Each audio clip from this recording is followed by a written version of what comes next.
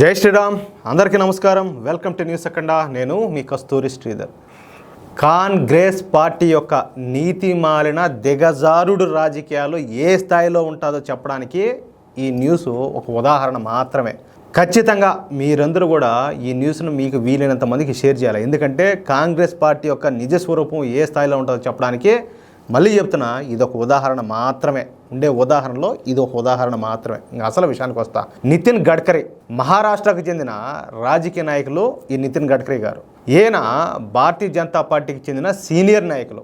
ఈయనది వచ్చేసి నాగ్పూర్, మహారాష్ట్రలో నాగ్పూర్ అని ఉంటుంది. మనం అందరం కూడా నాగ్పూర్ అంటే చాలా మందికి తెలిసి ఉండకపోవచ్చు, అంటే పేరు అయితే వినుంటారు కానీ ఎవరు చాలామంది అక్కడికి పోయి ఉండకపోవచ్చు. కానీ నాగ్పూర్ అనేది ప్రతి ఒక్కరు కూడా చాలా వరకు అయితే వినుంటారు. ప్రస్తుతం నరేంద్ర మోడీ గారి క్యాబినెట్లో ట్రాన్స్పోర్ట్ అండ్ నేషనల్ హైవేస్ మంత్రిగా నితిన్ గడ్కరీ గారు అయితే పనిచేస్తూ ఉన్నారు. అంతేకాదు ఈయన అతిపెద్ద పారిశ్రామికవేత్త కూడా. నరేంద్ర మోడీ గారి ప్రభుత్వంలో అత్యంత సమర్థులైన 5 కేంద్ర మంత్రుల్లో నితిన్ గడ్కరీ గారు ఒకరు. ఈయనది నాగ్పూర్ కావడంతో ఈయన చిన్నతనం నుంచి పూర్తిగా రాష్ట్రీయ స్వయం సేవక సంఘ ఆధ్వర్యంలోనే ఎదుగుతూ వచ్చినారు. నేను ఇంకో మాట చెప్తా. అసలు ఆర్ఎస్ఎస్ రాష్ట్రీయ స్వయం సేవక సంఘం స్థాపించింది నాగపూర్లోనే. మీకు ఆ విషయం తెలుసు కదా, అందరికి గుర్తుంది కదా. ఆయన బాల్యం అంతా కూడా, అంటే ఆయన చిన్నతనం అంతా కూడా ఆర్ఎస్ఎస్ నీడలోనే సాగింది. అయితే మొన్న ఈ మధ్య పార్లమెంట్ ఎన్నికలు జరిగిన సంగతి మీకు అందరూ కూడా తెలుసు. ఈ పార్లమెంట్ ఎన్నికలకు ముందు ఇండి కూటమి, అంటే ఎవరు, ఈ కాంగ్రెస్ కూటమి, యూపీఐ కూటమి, ఈ కూటమికి చెందిన మోస్ట్ సీనియర్ లీడర్ ఒక ఆయన ఏంటంటే నితిన్ గడ్కరీ గారిని సంప్రదించాడంట.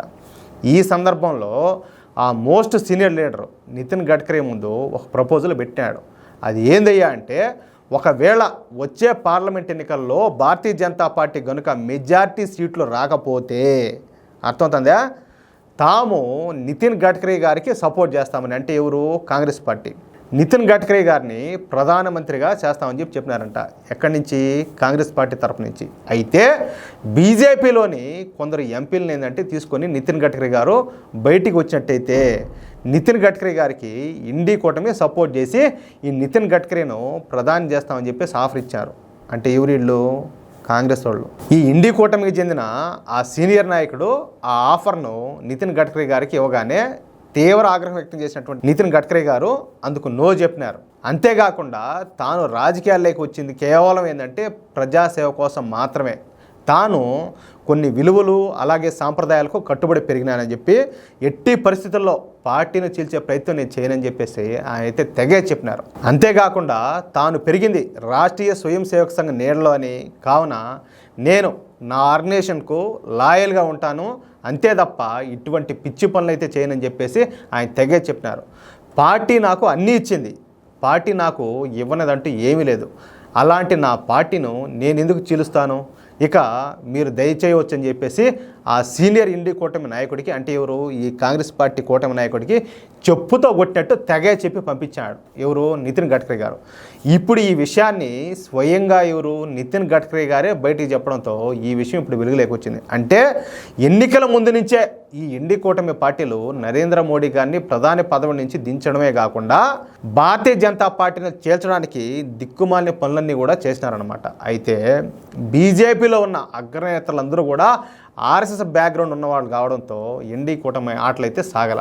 దీన్ని బట్టి మనం అర్థం చేసుకోవచ్చా అంటే, ఎలక్షన్ ఎప్పుడైతే స్టార్ట్ అయిందో, ఎలక్షన్ స్టార్ట్ అయినప్పటి నుంచి ఈ రోజు వరకు వాళ్ళు ఎన్ని ప్రయత్నాలు చేస్తున్నారో, ఏది భారతీయ జనతా పార్టీ మళ్ళీ అధికారంలోకి రాకుండా, నరేంద్ర మోడీ గారు మళ్ళీ ప్రధాని కాకుండా వాళ్ళు ఎన్ని ప్రయత్నాలు, ఎన్ని ప్రయోగాలు, సైంటిస్టులు కదా ఈ ల్యాబుల్లో చేసినట్టు వాళ్ళు ఎన్ని ప్రయత్నాలు, ఎన్ని ప్రయోగాలు చేస్తున్నారో ఈ న్యూస్ని బట్టి మీరు అర్థం చేసుకోవచ్చు. కానీ విషయం ఏంటంటే, భారతదేశానికి ఎవరైతే వీర విధేయులై ఉంటారో, అంటే మేము భారతీయులం అని చెప్పేసి, మేము హిందువులు అని చెప్పేసి ఎవరైతే అనుకుంటా వాళ్ళు దానికి, ఆ హిందుత్వానికి కావచ్చు దేశానికి కానీ కట్టుబడి ఎవరైతే ఉంటారో వాళ్ళు ఎప్పటికీ కూడా ఇటువంటి దేశ ద్రోహులకు, ధర్మ ద్రోహులకు అయితే ఎట్టి పరిస్థితులు అయితే తలొగ్గరు.